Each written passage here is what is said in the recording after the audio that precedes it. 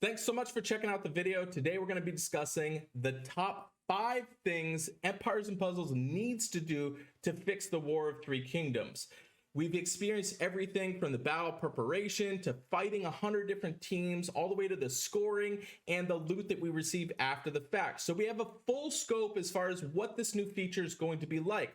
With this being beta, that means that there can be improvements, fixes, changes that can make the experience so much better when it is actually live feature within the game.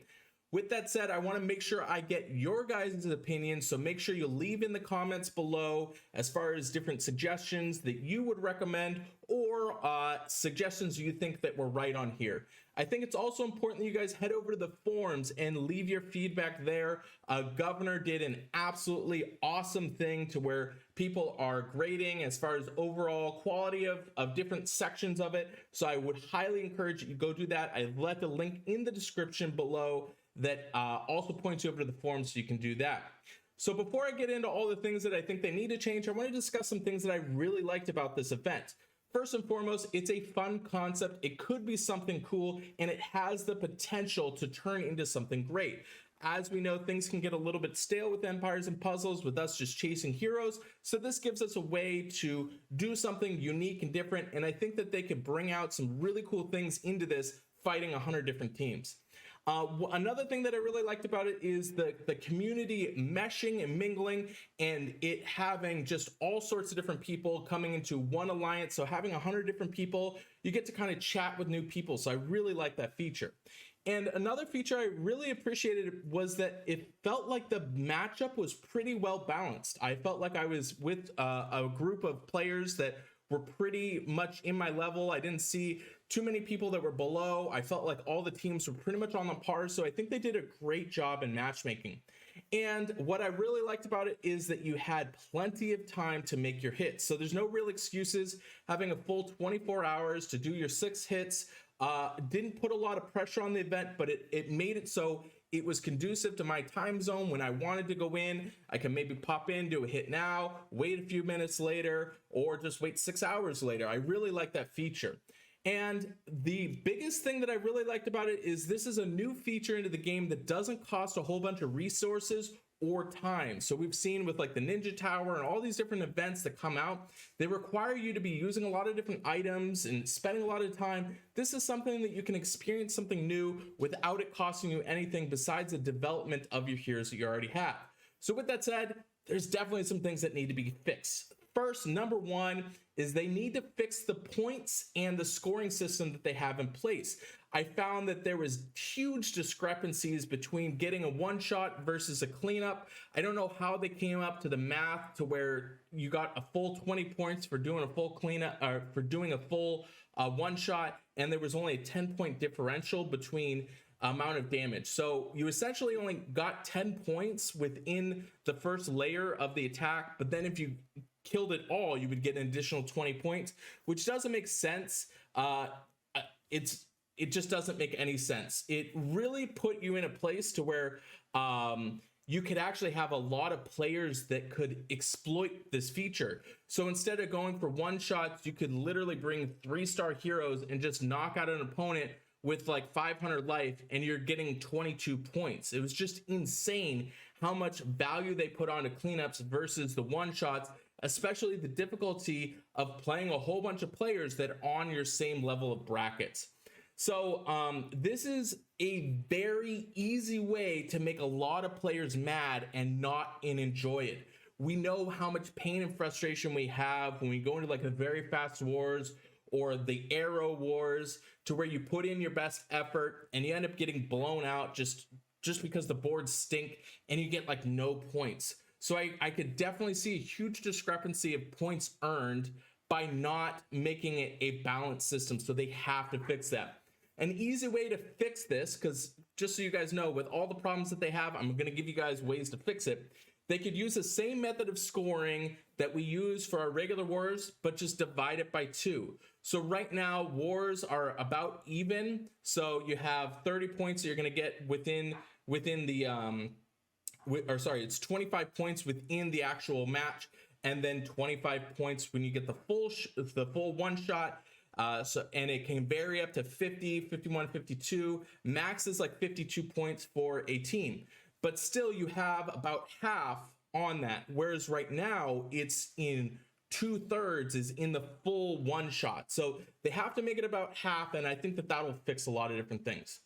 The second thing that they need to do to fix the War of Three Kingdoms is make it a bit more interesting. The issue that I had with it is it just felt like a regular war or a regular raid. I didn't really see it too much. There wasn't too much excitement in the actual act of doing it. The exciting features to it was the extra parts as far as having the 100 teams and having it to where you didn't have to wait a whole long, like that was the exciting part, but the actual execution of the War of Three Kingdoms just felt very boring and stale. So they have to fix that. The other thing is I didn't really feel like it was a special feature that enhanced the game. I don't feel like I got anything extra out of it. I don't think I developed anything. There wasn't no real strategy I had to develop or anything like that. It just was just a feature. It didn't really feel like a really cool feature added. The next thing that I didn't really like about it is it just, I feel like it's going to be a way to exploit to get us to spend more money on the new heroes. So if you guys didn't know, I just did a beta stream that they issued a huge slew of new heroes that will be coming out with the War of Three Kingdoms. We're still in beta phase testing those heroes. You can check my previous streams out where I actually discuss all of them. So what it feels like to me is this just seems like another way that they can insert some new heroes. They'll probably make a special added advantage by having these new heroes and exploit it to get us to spend money on the game. So I don't really like that to where it could be a cool feature, but it's just going to be used to exploit.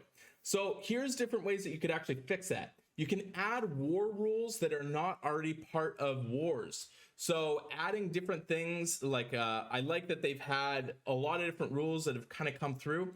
So maybe make specific unique rules that you have to do with your defense or offense or different little things that can make it just a little bit interesting. You know, adding like maybe 3-star heroes or use raid tournament rules, something like that, to where it's restrictive or it's enhanced. One of the two ways of maybe combining the raid tournaments into war situations. I think that this could be a really great way to bridge that and make a unique experience. Another fix on this could be gaining points based on how well your defense did. So right now you only have offensive strategies. You get points based on that, and then you get paid out on that. But what about the guy that had a whole bunch of times where his defense was shot at 5 times? I think that they can maybe incentivize you to have really awesome defenses because you're not really getting credit for that. Another fix on this would be to have the ability to have custom wars that people can sign up for. This would be so awesome. I really, really wish that SG would take this to where you could set up a tournament. Maybe you've got a group of you've got different alliances that have all sub alliances with it, and you want to battle those specific alliances, or maybe you want to go to a different, combat the big alliances. The top alliances could actually be in a war of 100 people. You set up kind of a custom server or a custom gameplay mode to where you do invite only codes. I see this happen with all other games. I don't know why they couldn't do that with this feature. It would allow people to, record content. Maybe I could even live stream the different shots that come through, stuff like that, to where it makes the community a little bit more involved with the game. So having a custom mode to where you can have custom people join different wars and actually battle it out, that would be such an awesome feature, and this, I feel like, could be something pretty easy to do. The third thing that they need to fix is the international matchmaking. What I experienced while doing this, there was definitely some issues of communication. It makes it so, coordinating different defenses are definitely going to be a really awkward and weird, because you got this guy from Russia, this guy who's speaking English, this guy is German, and they don't speak any English, and it's just mashed together. So there is definitely that issue of the concept of having 100 new people, but the execution of it, I don't think that it was really thought out. So that needs to be fixed. And it just really took away from the experience of having 100 random players. A fix that they could do on this is do an automatic translate. So you set the the language to whatever it is, and then it gets translated over. I don't know how hard that would be. This might be extremely difficult to implement. Another fix would be pairing them with the same language. So you would have all English speaking players that would be in that, and German speaking and everything like that. I think it would make it much better. But this might change the matchmaking situation that I think that they've done really well on. So there is the little bit of situation to where you may lose out on the degree of difficulty or the degree of consistency, but I think it would overall give the players a whole lot better of an experience.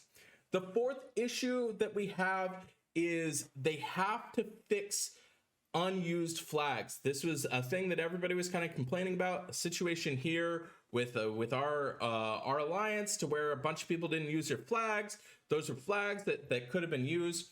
We know that this is the biggest tension in all alliance is unused flags. If you want a way to figure out how somebody was kicked out of an alliance, probably 90% of it has to do with them not using their war flags, because everybody puts all their effort in, they do all the fighting and everything like that, and you see Billy Bob, he didn't use his 3 flags that he left at the end of the war, and everybody was all stressed out, and this was the second time, and he gets the boot over it. I think that this is the biggest reason why people leave alliances, get kicked out of alliances, or feel awkward in alliances, and creates a lot of tension. So this is something that has to be addressed with this, essentially because you have 100 people now fighting. So this leads to no accountability, which leads to frustration within the active player. So the way that they could fix this, very simply, if you don't use all 6 of your flags, you can't participate in the next war.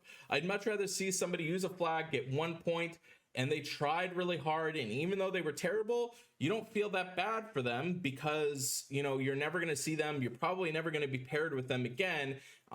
You just go on with your life. They only got 10 points. It is what it is. However, you see that same person, they got 0 points, unused flags, you get to the end of the war, and you are so angry at that person.